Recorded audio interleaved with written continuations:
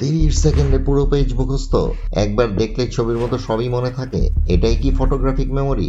সত্য নাকি মিথ? চলুন জেনে নেই আজকের এই ভিডিওতে। ফটোগ্রাফিক মেমোরি মানে একবার দেখলেই চোখ বন্ধ করে হুবহু সব ডিটেলস মনে করতে পারা।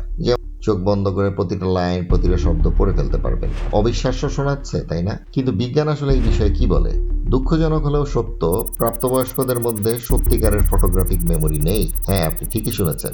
গত 100 বছরের গবেষণায় একজনও প্রাপ্তবয়স্ককে পাওয়া যায়নি যার আসল ফটোগ্রাফিক মেমোরি আছে। তাহলে মুভিতে আমরা যা দেখি, শার্লক হোমস কিংবা রেইন ম্যান, সবই কি আসলে হলিউডের বাড়াবাড়ি? তবে হ্যাঁ, আইডেন্টিক মেমোরি বলে একটা জিনিস আছে। 2 থেকে 10% শিশুর মধ্যে দেখতে পাওয়া যায়। তারা কিছুক্ষণের জন্য ছবি মনে রাখতে পারে, কিন্তু বয়স বাড়ার সাথে সাথে এই ক্ষমতা হারিয়ে যায়। আর এটাও পারফেক্ট ফটোগ্রাফিক নয়, অনেক ডিটেলস এখানে মিস হয়ে যায়। তাহলে মেমোরি চ্যাম্পিয়নরা কিভাবে কাজ করে? তারা ব্যবহার করে বিশেষ টেকনিক। 1 নাম্বার হচ্ছে memory palace, 2 number visualisation, 3 number association এবং সবশেষে প্র্যাকটিস, প্র্যাকটিস এবং প্র্যাকটিস। ফটোগ্রাফিক মেমোরি নয়, স্কিল ও কৌশল।